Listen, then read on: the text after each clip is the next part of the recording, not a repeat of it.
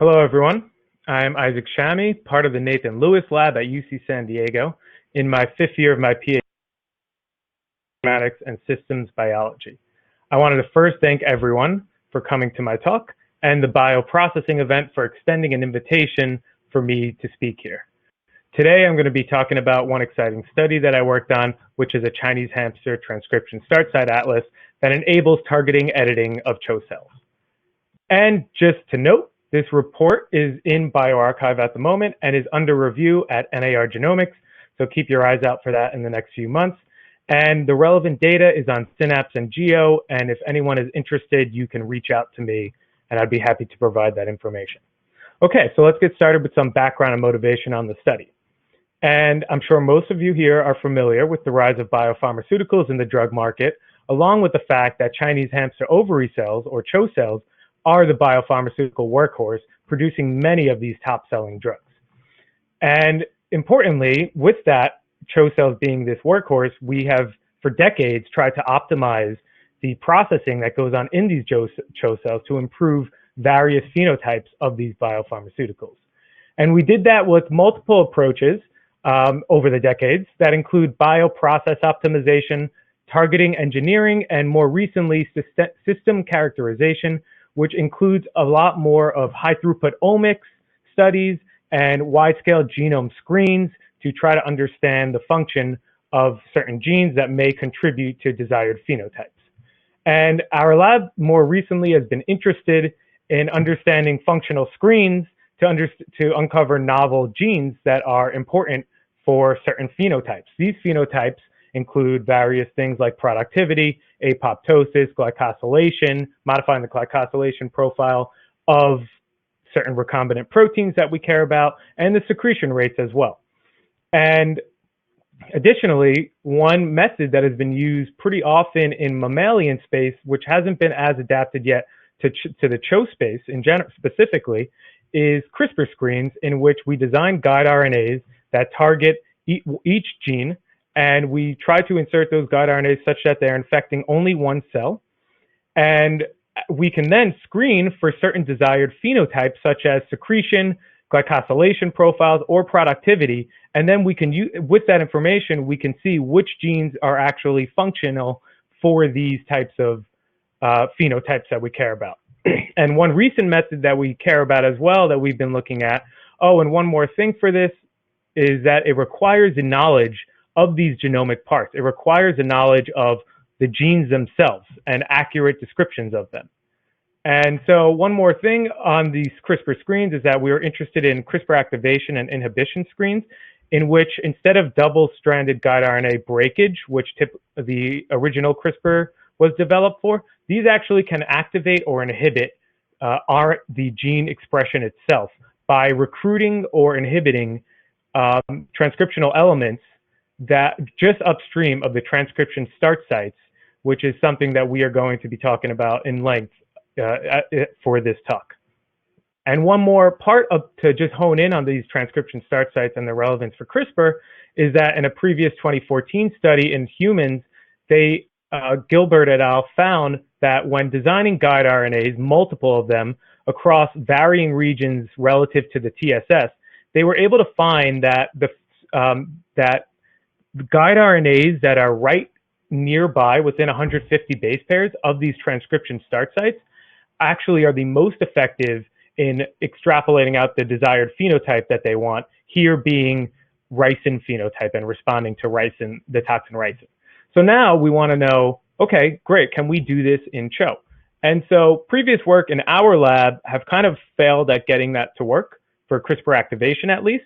And importantly, we did a 2018 reference genome assembly of the Chinese hamster, which included more long reads, and we were able to resolve a lot of regions that were missing in the promoter regions of the prior annotation. And so in this figure here, you can see that the red ref-seq bar, the red is where they map these, our guide RNAs or our new genes are mapping to where the ref-seq is. And we can see that this red one is completely missing in the ref-seq annotation, the one completely upstream. And so we realized that there was a lot of missing aspects to the prior annotations. Now, with that study, there's still some problems with getting the transcription start site specifically. And annotations in general in certain understudied species are built on computational homology modeling and usually some RNA-seq data, but as I'll show you in slides, RNA-seq data isn't really great for capturing transcription start site information. And there is no experimental sequencing data targeting the transcription start sites in the Chinese hamster ovary cells. And so we thought this would be great opportunity for us to really map out the parts of the TSS regions such that this could help enable further studies into CRISPR or motif element studies and many other aspects. So we decided, let's try to build this transcription start site map. And so there were a few goals that we wanted to take into account when doing this. We wanted to use start site specific next generation sequencing to enumerate the gene transcription start sites in high quantity. We wanted to make sure that we were mapping out many of them. Additionally, we wanted to make sure they had good quality. We wanted to make sure that we were actually getting the real transcription start sites. And last, we really wanted to validate the utility of having these TSSs using CRISPR-A to activate the silence gene MGAT3, which is typically silenced in CHO. Okay, so I'm going to give, for those who, most of you I'm sure may not be so familiar with the NGS TSS techniques, and so I'm just going to give a brief overview to give you an idea of what the methods that we are using. It's going to be a bit basic, but essentially we have two different methods: global run-on nuclear sequencing with CAP and CAP small RNA-seq. So both of these experiments enrich for the 5' cap. That is their main goal. So as you can see, an mRNA transcript before it's spliced has the 5' cap, the exons, introns, and the poly A tail. And our methods are going to enrich for these caps.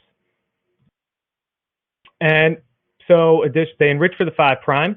Another part that something I'll be talking about later on is that they both pick up enhancer RNA, which is not the full scope of our talk, but it's really interesting, where enhancer RNA essentially is enhancer regions transcribe into RNA but are degraded very rapidly. And so many RNA-seq techniques cannot actually pick that up. However, these techniques that we have, which are basically like nascent RNA capturing, can actually pick up these enhancer RNA, which allows us to do further studies on enhancers with these techniques as well, something that CAGE-seq and other cap analysis can't do as well. There are other aspects of CAGE-seq that are problematic for our purposes, but just know these are the two methods that we use. And just a little bit more about the differences.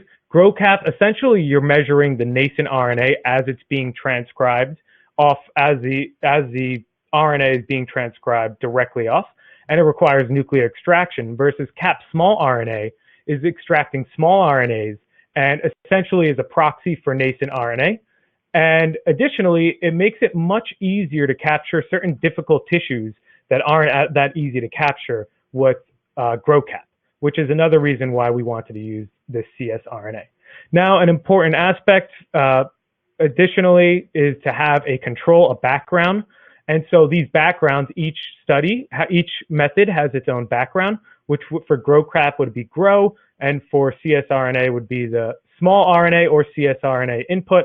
And essentially, the important thing to know is that these are RNAs that aren't exactly nascent, and they'll cover other areas of the RNA region. And we can use this to make sure that our TSSs are enriched over the background. Okay, and so just a little bit more on the cap small, but for the sake of time, I won't go into too much detail on it. You can read up about it in Duc et al. 2019.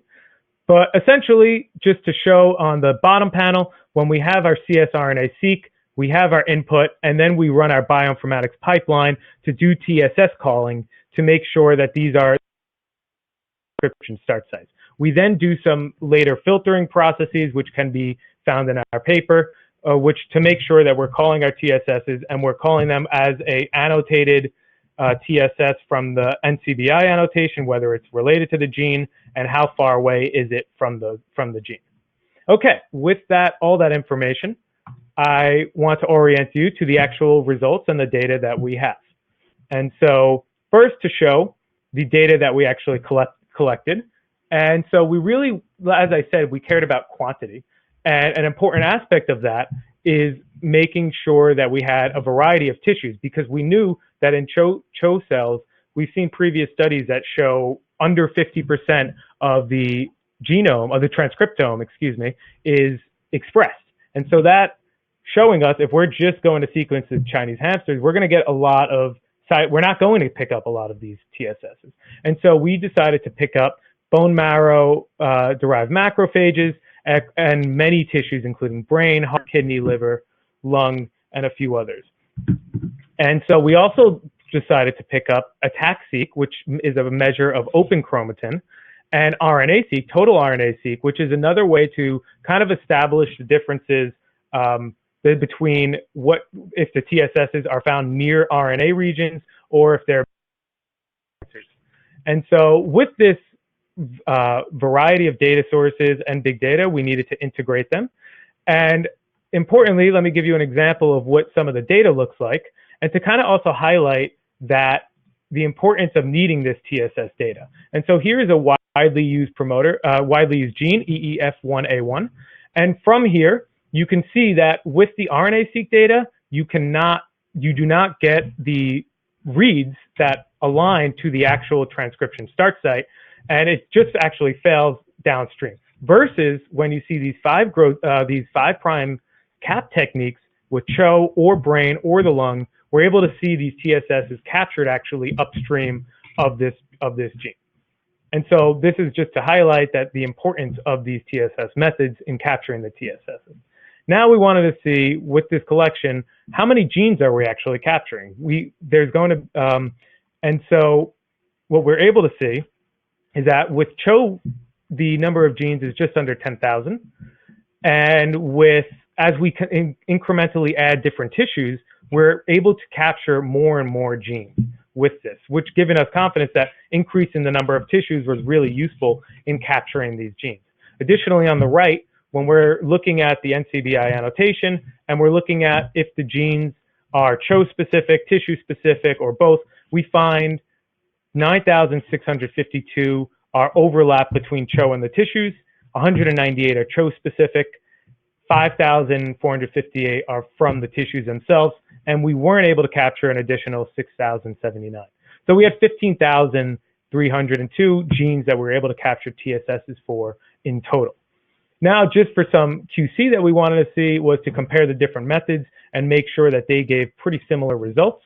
And so when looking at the CHO caps CS RNA and the GRO cap, I apologize, it seems like the figures are a bit tiny, but the messaging is clear here on the top left, we see what we did was we took one experiment, we called their peaks, their TSSs, and then we took the other experiments, whether it was GRO cap or GRO cap replicate or the csRNA, and we overlaid the reads on top of those peaks. And you could see sharp concordance between the two. Then we looked at, okay, how many of these peaks actually overlap? How many number of peaks that we're capturing are overlapping, which is on the top right. And so we have the csRNA and 2 GRO cap replicates, and you could see large overlap between those as well. And the last part we did was looking at the counts per million. So the actual number, for each TSS, how many reads are we actually seeing there? And we saw, again, pretty good correlation, whether it was between csRNA and the GRO cap replicate on the left, which was R of 0.88, or on the right, we had a 0.96 between the 2 GRO cap replicates. Okay, now with this, we really wanted to see, do we have good quality of our TSSs? And this was one of the results that we were pretty excited to see. And so what we were doing here is we were thinking, okay, how do we exactly show that these are better quality? And one thing we realized is, okay, let's use a more well-studied organism, such as humans or mouse, that may have that will have pretty similar promoter elements. It's known that mammalians in general share promoter elements in these TSSs. And so we looked at some canonical promoter information, such as nucleotide frequency and the motif elements, certain canonical motif elements, which include the initiator element, which is typically found around +1 base pairs from the TSS, and the TATA box, which is about 28 base pairs downstream. And so when you see the human, you can see on these nucleotide frequency plots that there's an enrichment of the T and the A around 28 base pairs upstream, and you see these initiator elements as well right around the +1, and that is corroborated by motif scanning using the MEME suite. Now, when we look at our old hamster ref-seq, the NCBI annotation, this signal is pretty much drowned out. And you don't get to see these canonical elements when you're looking across these annotated genes. Now, when we look back, when we take our revised annotation, this signal is clearly seen once again. And we see the TATA box elements, we see the initiator, and we get to see the nucleotide frequency plot that looks very similar to the human one. And that gave us good confidence that our TSSs were of high quality as well. So with that information, we wanted to look at a bit of some data on the tissue diversity itself. We wanted to see where these TSSs were, which tissues were they coming from, and were they ones that were more common or less common. And so on the left, we see when we parse out each TSS and we associate it with the gene now, and we see how many tissues are those expressed in, we actually see that a good amount of the genes are expressed in all our samples that we tested, and showing that a lot of these genes are actually housekeeping genes based on our TSS data. However, when you look into the middle, you could still see that there are some unique tissues and unique genes and TSSs. Those are the pink ones, which are found in only one tissue. And so what the middle is showing is for each of these, the genes that we have found in each tissue, how many other tissues is that TSS expressed in. And so again, what we were looking at right now is what about the unique ones, the little pink ones that, although there were few ones, what information did those tell us? And we did a tissue-specific enrichment analysis on those tissue-specific genes. And interestingly, we found that when using these, when doing this test, we found that the unique TSSs that we found in our samples, in our specific samples, such as brain, kidney, liver, lung, they were enriched for the tissue-specific genes, albeit this is from human enrichment database, but we used the homologs for them. We were able to find that they were enriched for the tissue we would expect, which included brain for brain, kidney for kidney, etc. Interestingly, just to note, is that CHO cells was not enriched for the ovary TSEA, which is actually corroborating some of the thought that CHO cells may actually have been derived from fibroblasts and not actually ovary cells. That's something that's interesting, but we didn't look any further on that information. And so just to talk a little bit more on these tissues and some of the new aspects that you can do now that you have these information is you could look at motif analysis with certain promoters that you care about. And what we did here was we just looked at the motifs that are enriched in the tissue-specific promoters. And we were able to find again that there were many motifs that are specific to one or just a few tissues. And these were ones that we also would have expected as well. So what you could see here is on the row, each column is a sample, would be the sample that we had. And each row is the transcription factor motifs. And the values are their enrichment values, which are the p-values here. And we did this again. Instead of just only on the tissues, we did this actually across all the common, all the TSSs that we found, and we did an analysis on that, and we found some canonical motifs that we would expect, including SB2 and the ETS1 motif. And this is really nice in that it just allows people to do certain motif analysis if they wanted to use our TSSs. Now, importantly, we wanted to see if these new TSSs can have some utility in genetic engineering. Specifically, can we use these to design certain short guide RNA constructs to be used for CRISPR activation? And so one of the processes our lab cares about is glycosylation. As many of you may know as well, glycosylation is very important in CHO engineering to get desired glycosylation profiles such that it won't induce any adverse response in humans.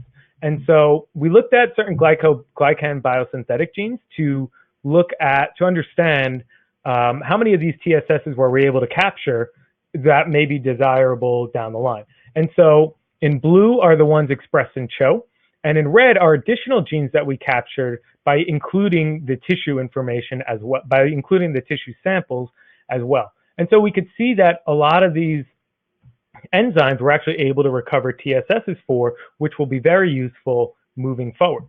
And so we actually wanted to work on one specific enzyme, which is MGAT3. And this was done by our collaborator in Denmark, Julia Korkorotki, Dr. Julia Korkorotki. And we were working on studying this enzyme MGAT3, which adds a bisecting glucanac to the glycosylation profile, to the mannose in the middle. And it is silenced in CHO typically, and it is important because it's actually active in humans, and there may be a desire to activate this gene and have a functional copy of MGAT3. Now, when looking at our TSS versus the RefSeq TSS, we noticed that we had one that was actually 25 kilobases upstream of where the initial NCBI annotated MGAT3 TSS was. And so we decided this would be a good target for our analysis. And so when designing, we designed 3 different guide RNAs relative upstream of that TSS. And we found that for all of them, we were actually able to induce a fold change of RNA expression, which is seen on the bottom left, panel D. And it was really nice. And then on top of that, what we did was look to see if there was any functional activation of this protein to see if there was any of the glucanac that we were able to see. And interestingly, when we compared our data, which is the new TSS all the way on the right, to the middle, which is the old published data set by Dr. Korotki, using the RefSeq annotation, we're actually able to see an increase in the percent of total glycan of which is specifically the glucanac that we were able to. Really cool, and it shows that the utility of our guide RNA in activating a functional working copy of MGAT3. And so just to give a little more information on the details of this, our TSS, and comparing it to some of the old data. So when we looked and stacked our reads on top of the old RefSeq TSS, we actually noticed a pretty nice shift that is almost consistent. It's not consistent all the time, but it's really interesting to see this shift that is happening that's offset from the NCBI RefSeq. Now here on the right is when we looked at the distribution of how far the absolute distance of our TSSs from the prior annotation. And this goes into the hundreds of base pairs. We cap it off at 1,000 here, but you could already see that there are many of them. While some of them are still centered right nearby, some of them are 0, a lot of them are within 10, 20 base pairs. Many of them are actually shifted in a few hundred base pairs apart. And so with that, we were really happy with this TSS annotation that we have. But on top of that, I just want to talk for a slide just on some of the additional benefits that this TSS data set that we have can provide. And as I mentioned earlier, we can have enhancer RNAs, which we call in this paper distal transcription start sites, because it's not validated that they're enhancers. But when we take a known SP1 enhancer and in CHO cells, and we look at the data, we can see that our nascent RNA-seq is once again picking up these values, and we are able to call TSSs in enhancer regions. And so we also provide that with our data. And as you can see here, so you'll be able to see what the enhancer regions, where they are located and where the nearby gene is. And as you can see here, that's where a lot of the diversity and benefit as well of adding tissues comes even more, where we get 170,000 that are unique to the tissues and not unique to CHO, 19,000 of them that are overlap. And this is pretty consistent with prior studies that looked at this nascent RNA in mammalian studies. And so if people are interested in studying some epigenomic information, they could also utilize this data set, which can also be used for for motif element understanding and a host of other studies that people can come up with. And so just to bring in some of the conclusions to wrap this up, we were able to show that the experimental transcription start sites across multiple samples increased the quantity and the quality of transcription start site resolution in the Chinese hamster. Additionally, our updated annotation highlights the similarity to human promoter elements, which is validating some of the quality of our TSSs. And importantly, our new TSS suggests its utility in CRISPR-A experiments and potentially any other CRISPR experiments that people are interested in that uses this transcription start site information. And with that, I want to thank everyone. Thank you so much for this talk, and I'd be happy to take any questions.